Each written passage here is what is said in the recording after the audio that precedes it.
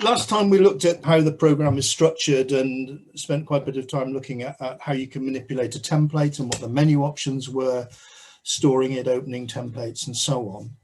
So this time, my intention anyway, is to go on from there, looking at some of what I think of as sort of intermediate functions, where Templot has to make up out of a group and has a kind of macro function instruction that enables it to do that.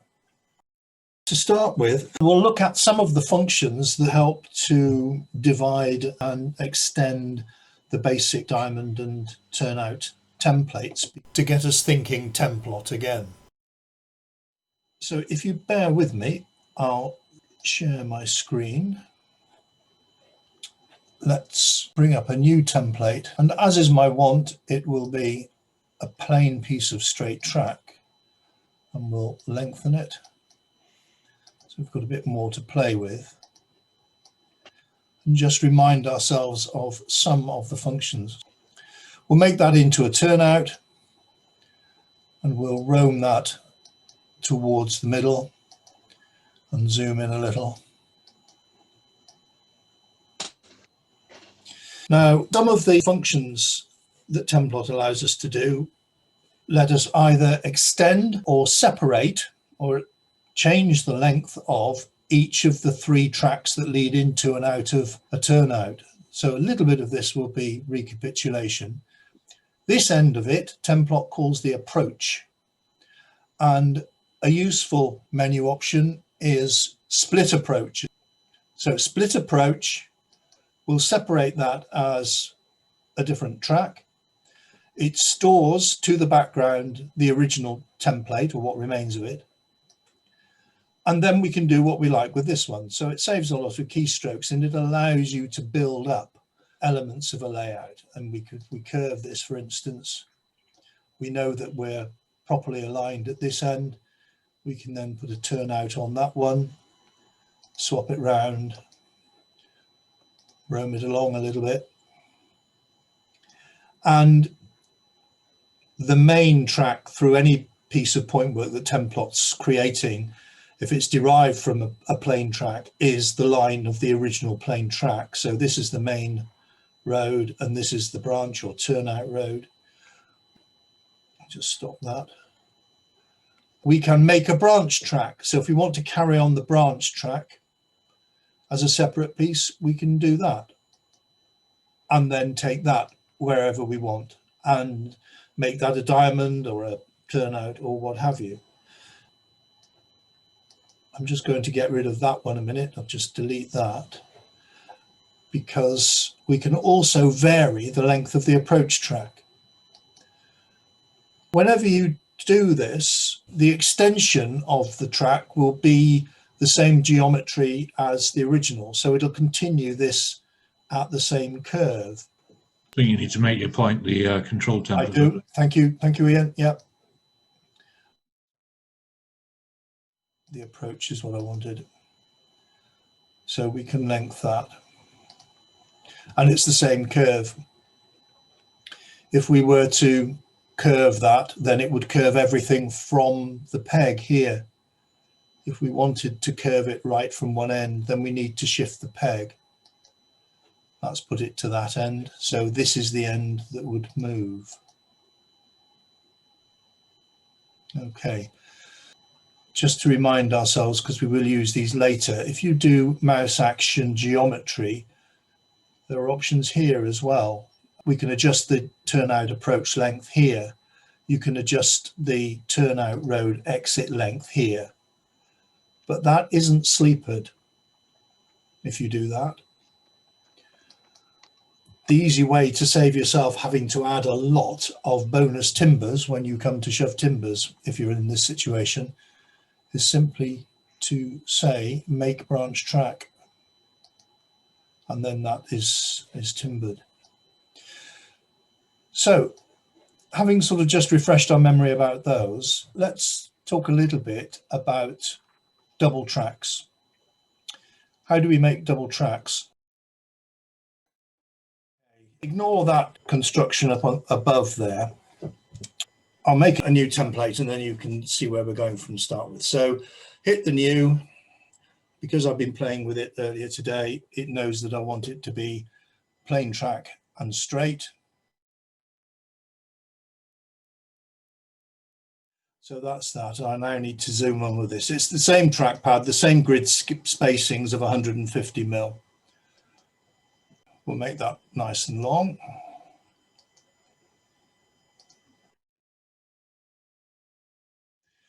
Should put a bit of a curve on it. We'll just minimize it a little bit. So it's dead easy to make a double track. We did have a quick look at this last time. If you go into the tools menu and come down to make double track, we have the option of make double track on the turnout side or on the main side. Now, without a turnout in this template, I don't know which is which. So we'll make it on the main side. And then we get this box which asks us what spacing we want. And these are prototypical spacings between the adjacent rails. They're not track centers as they used to be a bit ago in Templot. So a standard 6 foot way for running lines going from A to B. Happy with that. You have options to put it to whatever you like up here. But you can use the scale here very conveniently to go up to 12 feet. If it were a siding, then the standard spacing from a running line would be 10 feet, of course. And this tells you what it is in our 2 mil scale. I should have said that I'd already set it to 2 millimeter fine scale as the gauge. So all you do is click continue. And there you have it. Easy peasy. We'll just save that. I'm going to make a new template here. And we'll lengthen that and bring it back a bit. It's a very useful function if you are wanting multiple tracks at a certain spacing for a traverser, say, because you can ask it to make a double track. We'll go on the other side this time, shall we? And we'll make it the 10 feet, the wider spacing, so there's a bit of finger room to manipulate the stock. And there we have that. And you can see that it puts into store, so it saves the original template and the new double track becomes the control template. So this is not saved. If I bring up a new template, then that will go. But you can just carry on doing this ad nauseam. So if we go back, but you want to alternate the sides. So that was a turnout side. So if we now do it on the main side, and we'll make this 10 feet. That now becomes the control template. We can come back to the main side, 10 feet. Whoops. See, I always get it wrong.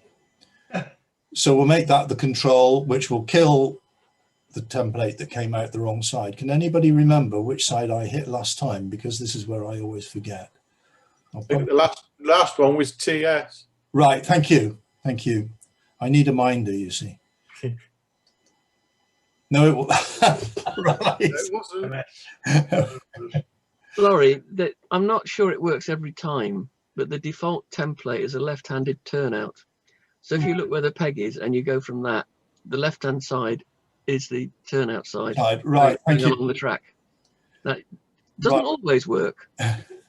So the peg's all at the left here. You always learn on this program, you see. So that would be a turnout side. That will be a main side. So this should be a turnout side then, shouldn't it? That's the theory. And you're right, which means the next one should be a main side. Turnout again. And the next side should be a turnout side. You remember better if you say it. And so on. So that's quite a useful function, or if you've got a bank of sidings that you want fixed distances apart. Since we made this recording, we have made a discovery, and that is how to determine which side of a plain track template is the main side and which side is the turnout side when using the make double track function. If you look at this plain track template, here's the peg. At the opposite end to the peg is a white line, and at the end of that white line is a white square, a flag on one side. That side marks the main side of this template. So this side, the other side, is the turnout side. And we'll just prove that that's the case by going into Tools, Make Double Track on main side, and there it is on the side of the original template flag. If we revert that to the control and do it on the opposite side, the turnout side, there's the new track on the side away from the flag. So flag equals main side, not flag equals turnout side. Now we can do things with parallel tracks, like make a crossover, quite simply. We'll make one on the straight one here. Let's choose this one. So we'll make this one the control, and as is my wont, I'll delete it to the control. So if I don't save what I make, I lose it. And we'll make it a turnout, and we'll have it going the other way, just because I fancy it. I didn't mean that, I meant left hand and right hand. And we'll roam it a little bit further towards the middle. If I now come into the Tools menu again and come down, you will see a tool which is Make Ordinary Crossover. And if you hit that, it will ask you how far away your next track is or how far away you want it to be. And it's 10 feet. And there is a crossover, perfectly aligned, regular V crossings, so you have a straight in between and no immediate reverse curve. It's made these out of a C 8.5 because that must have been the last one I was making when I was doodling this afternoon. There is a little bit more work to do here because that turnout is superimposed over the track that's alongside it. And I usually do it this way. I make a double track, and then if I want a crossover, I go through that make a crossover instruction, which duplicates the bit of track under the turnout here. But it's a good check that you've actually got the distance you think. And very often you're making the crossover to align with another bit of track down the way. So if you have that bit of track in place where the turnout is going to be, then you can see that it's made it where you want. And if it hasn't, then you can make steps to align it. Here we're okay. So if we save that, remember the double arrow is a quick save. And we've got various ways in which we can now reduce the duplication here. Probably the simplest way is actually to keep the turnout as the control template, and at the back end here extend the approach track. Remember the few sleepers at the toe end of the point are called the approach track. And this is the main line, and we can simply increase the length, which will preferentially increase the length of the main line. We can save that again.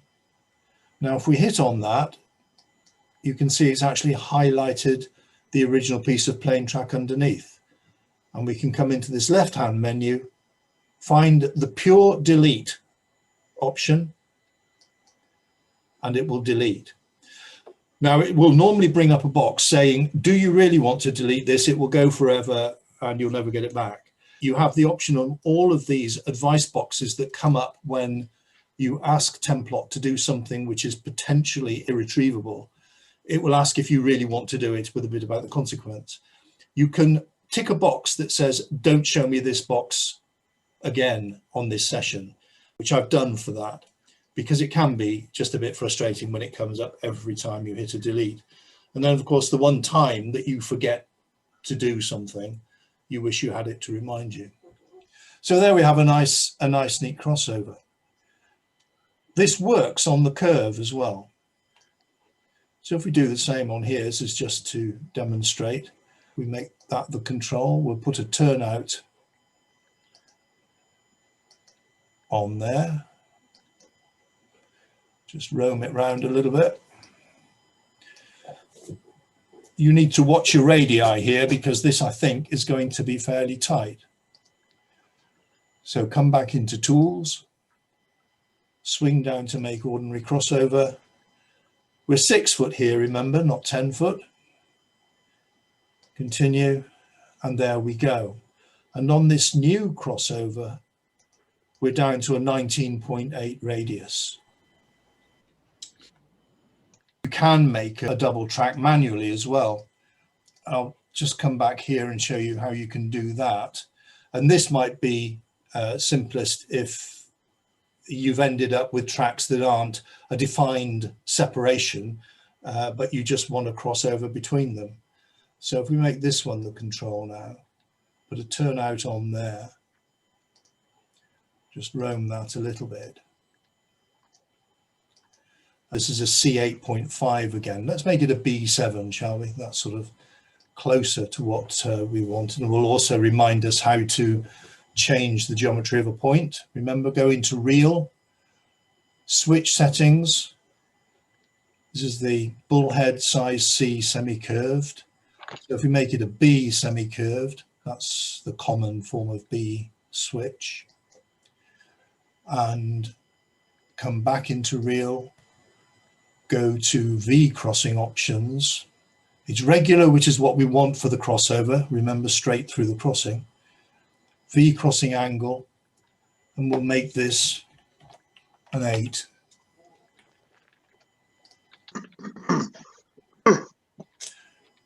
And if we save that, now go to the rail that you want to cross over to, delete that to the control, put a point on that, get it facing the right way. Now if we zoom in here,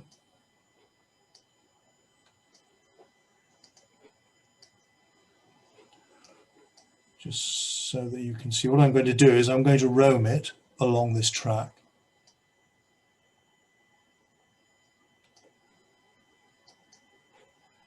And just move that along. So I've still got the roam function live there.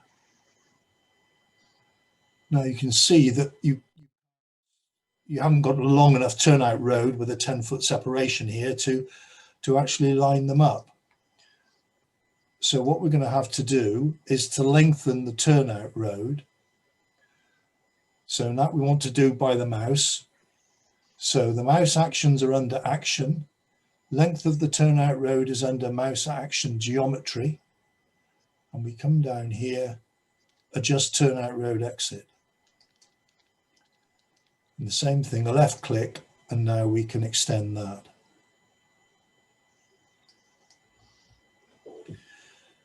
Now what we can see there is interesting that is it crossing? Hang on.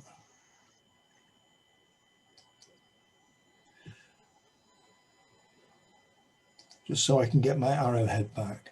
You can see we're not properly aligned here. Yeah. Laurie? Yeah. Is that because you've got one that's an 8 angle and one that's 8.5? It is. Thank you.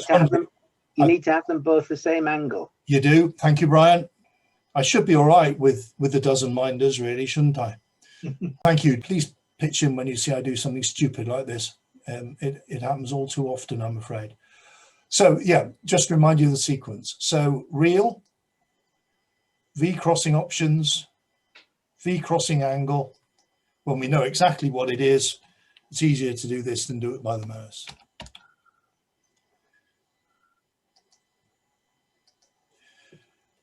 Because the road through the crossing is straight, that means any extension of the branch will be straight as well.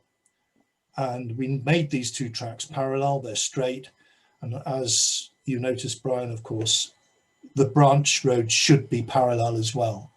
So now if we roam, we can roam until the center lines and the rails match up. Now that is certainly good enough for any track building. If you're wanting to be absolutely precise, it's about there, isn't it? Then just to illustrate the zoom again, we can still roam, but you can see how accurately you can get that.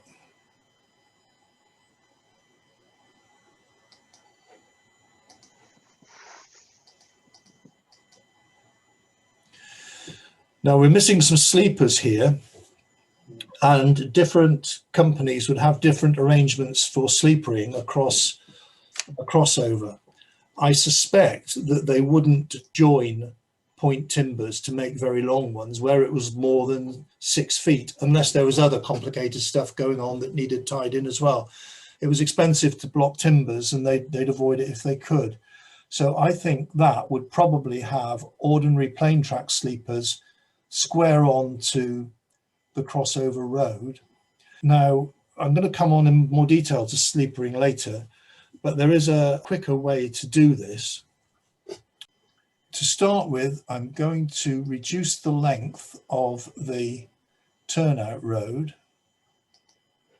to just what we need.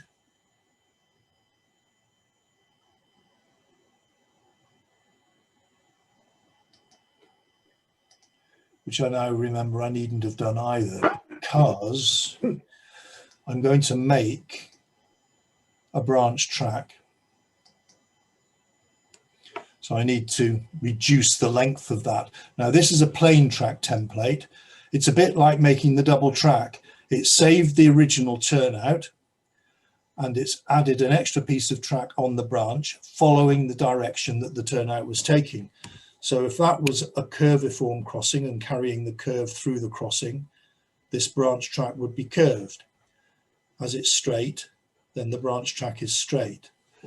But I want to reduce the length of it to there. And now we can save that. And you're going to have to move some timbers around there to stop them overlapping, but it saves you having the chore of actually adding those 8 sleepers or so one by one. So those are sort of the basic manipulations, I think, with double track. There is another thing you can do with it. It's not uncommon to have a crossover combined with a slip to give access, say, to the tail end of a goods shed, which might be on a siding adjacent to a running line. As well as making a basic crossover, it's easy enough to make it a diamond as well. Let's start anew down here. So we'll come back here. So this is just another new straight template. We'll double it up. Doesn't really matter what side for our purposes here. We'll make this the running line.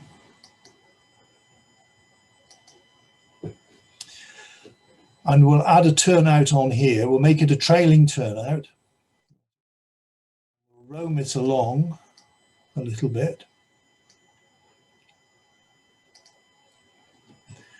Now, if we add a branch track, and we can use the shortcut here,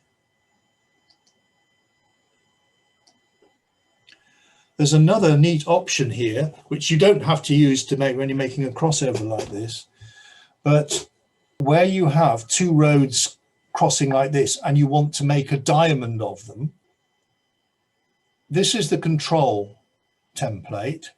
If I now highlight the template it's crossing, come into the left set of menus for that. Something we didn't talk about last time was the peg and line tools. And this allows you to do things between 2 independent templates. Down at the bottom here, we've got a make diamond at intersection.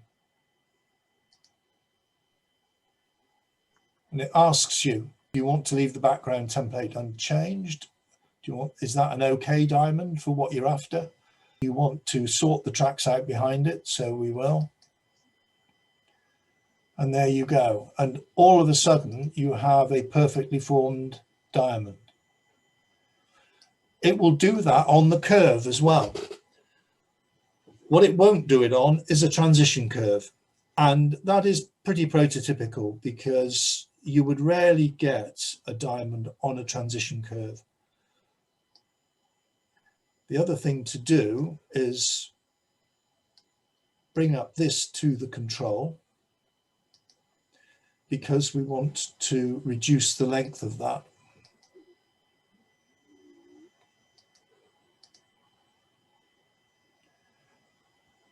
And this is again where we're going to have to sort out the sleepering, which we can come back to. But I think that's quite a neat sort of function. And if you wanted to introduce a slip on that as well, then you don't need to make the full diamond. You need that to be a diamond. And we could have done that straight by converting the turnout at that end of the crossover. And if we now sort of move from double tracks into slippy things, then we can just say make slip. Let's make a double slip. Right. Now this is saying that it won't allow us to do that because the V crossing and the K crossing angles differ. I'm not quite sure why that is, because they're both down as 8s. When it thinks they're different, it converts them all to a regular diamond, which is equal angles at the K crossing and the V crossing, and carries on. And I always think it's worth doing that. I'll confirm that it's good. If you look, it's lined up perfectly on all 4 tracks. So quite what Templot's problem was of that, I'm not sure. But that is a perfectly formed double slip. Again, we've got one of the templates is slightly long there. Can you see there's a rail crossing over the crossing there? Yes. Now, if you're building track, it's the same here as well. If you're building track, you might not want to bother about that because you can still see where the point is. The point of the crossing is, which is where you put your V. But if you want to be proper about it, then you can see it's just the tip of the crossing road here. So if we delete this to the control and we come into action, geometry, turnout road exit, we can just bring that back. Say to there and tidy that up and save that. And we can do, just see what we're dealing with. Can you see if I highlight back here, the slip diamond finishes short of the crossing. If I highlight down here, I think that's the original diamond that actually extends too far. So I think we can just delete that altogether. There we go. So if we come back to our tools again, let's look at another option here. We've done the ordinary crossover. We've talked about making double track, plain double track. We can make a branch crossover. Okay, it doesn't like the timbering for that, so we'll let it do what it wants to do. Again, it asks you the separation and away to go. Now, what the difference between this and an ordinary crossover is that you can see that the branch is diverging continually away from the main. So it hasn't brought it back over. It's not making a crossover on a double track or parallel tracks. It's making a crossover into a track that's going to go somewhere else. We'll go back and make this the control again. We can make a ladder crossover. And we can make a regular ladder or a curviform ladder. That will reflect the crossing geometry of the point. So stick with regular, stick with 6 feet. There we go. And what it's done is to calculate the curve that's on the branch track through that point and continue it onwards. And it's calculated a 6 foot parallel track to the curve on the main line and made a diamond across. And you could carry on doing that as far as you wanted.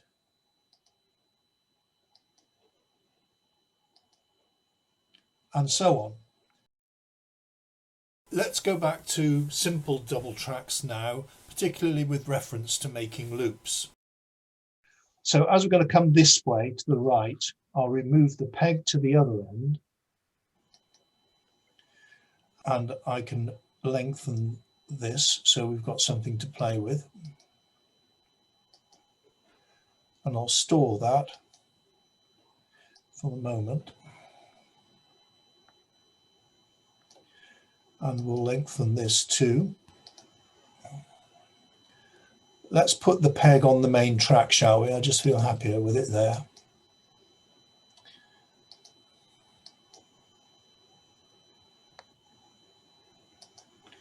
And we'll just roam the turnout out of the way for the moment. Okay.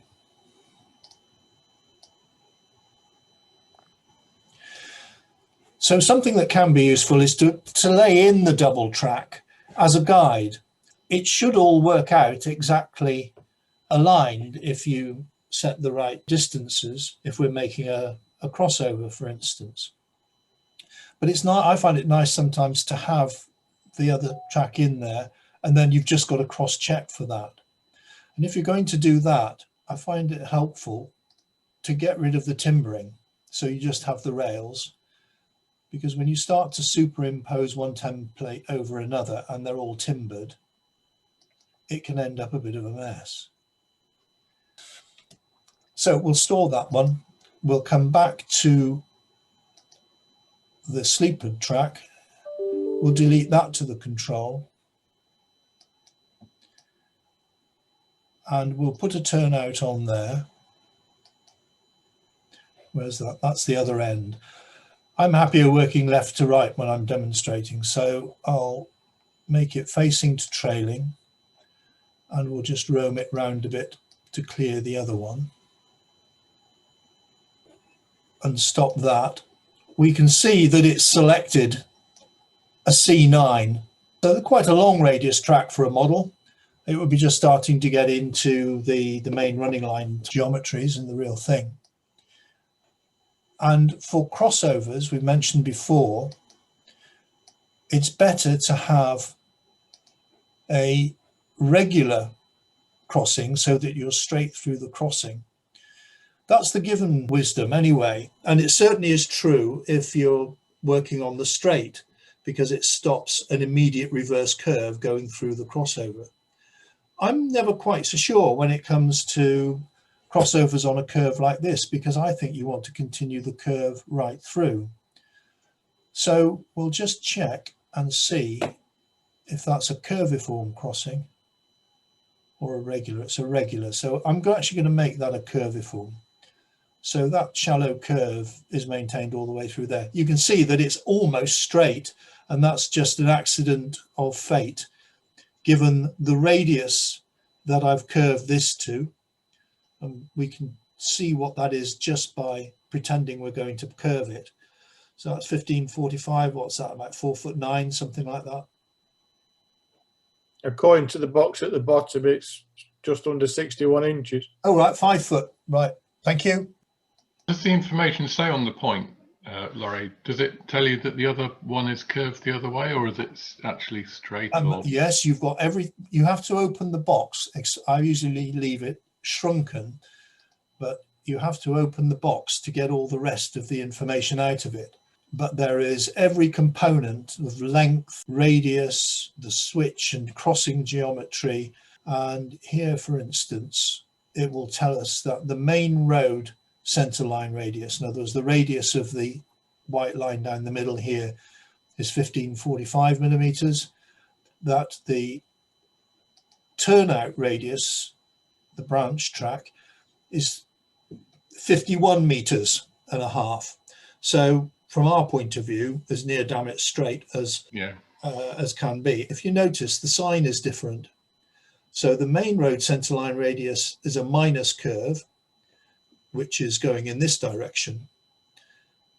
The turnout radius doesn't have the minus. So that's actually a Y, a very asymmetric Y. If that offends us, we can just change it through real, V crossing options, V crossing angle. See what difference making it a 10 is. Right, that looks to be very gently curved the other way. It's lost our little information panel, but we can bring that back there. Resultant turnout radius, center line. Right, so now it's in the same direction of curve as the main line, and it's just over 7.5 meters radius. So 22, 23 feet, something like that.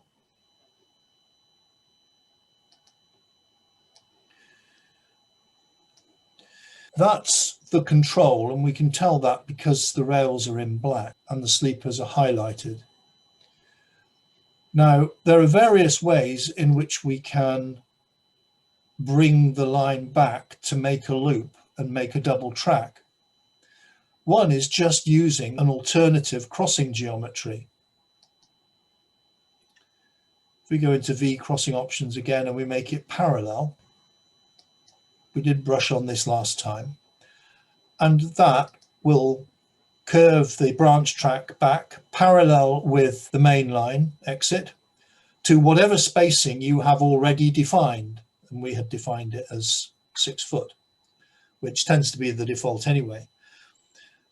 It's dead easy, very helpful, but there is a drawback with it, and that is that the whole unit, the branch track and the main line exit track, are all considered by Templot as one unit. You can't separate them. You can't adjust them separately. If we play with the length, they both go together. That's the template we left underneath there, if you remember. If we curve them, they both curve together. Laurie, can you not use the split exit thing in the same way as you did the approach? I don't believe you can. Okay. So now, as a parallel type of V crossing, not possible to split exit tracks. Okay. And in the same way, you can't split the branch. That does have uses if you're just doing a blind ending siding, for instance. If you've got a fan of sidings in a turnout, in a fiddle yard, or parallel sidings in a goods yard, that's fine for that, but it's very limiting. So if we come into real V crossing options and go back to our curviform, there are a number of other options we can use here. And because we're just going to focus on that part, I'll zoom in there a little bit. And you'll find these under the Tools menu. One option, which does just what you were asking just now, John, is make a return curve. It's asking, am I sure I want it to be curviform? And I do. 6 foot. There we go. It's kept it curviform, look. So it asked me, do I really want a curviform crossing? Because that is not what it should be in Templot's mind. The answer is yes, I do, because it's curving that way. So it maintains a smooth curve. The return curve that it's made, it's stored, all right, it's gone blue, and it keeps the original template as the control. To extend the top track, we can either extend the approach track or make a new one, or come back to our double track option.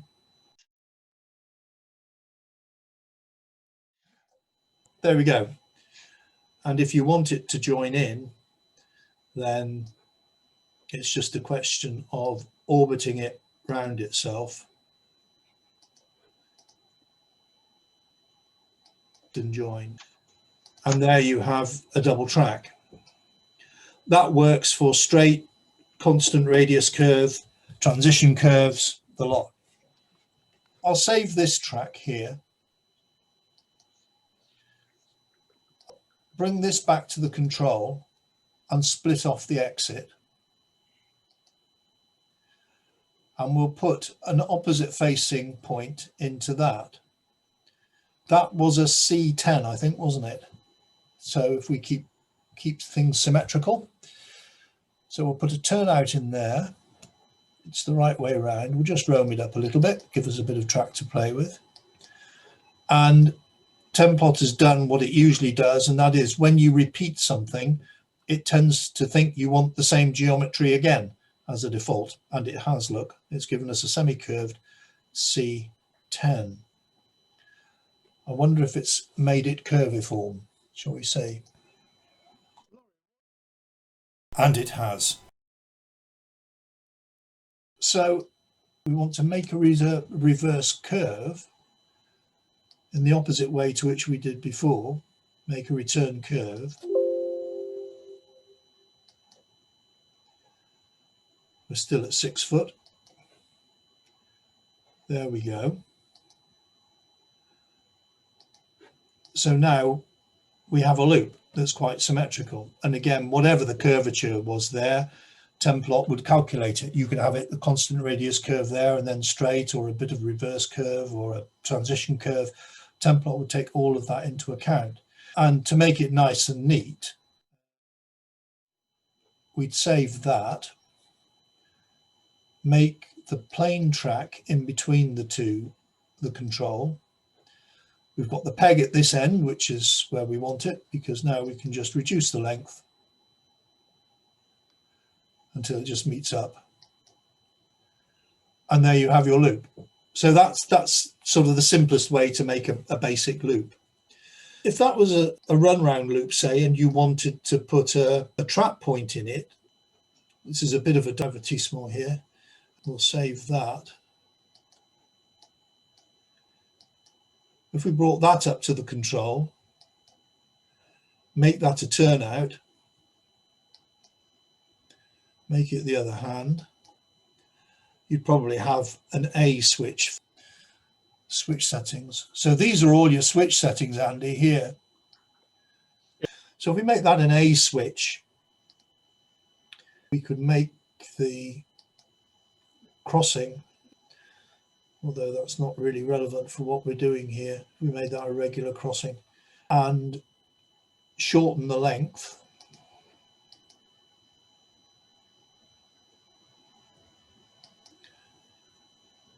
Save that. And then reconstitute the return curve. Tools, make return curve.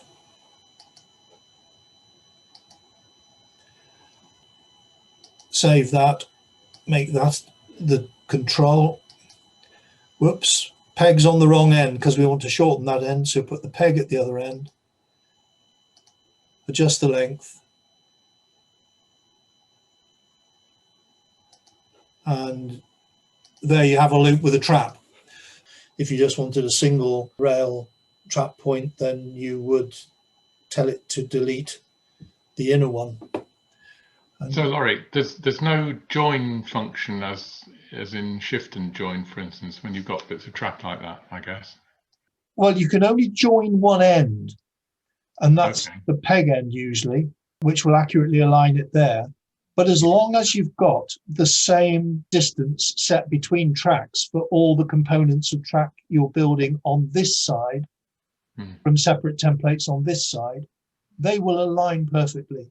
Thanks. And the return track function will bring it back just to the point where it hits the tangent. Okay. So you can rely on that. Yeah, that's fine. Does that Okay, help? thank you. Yeah. Yeah, definitely.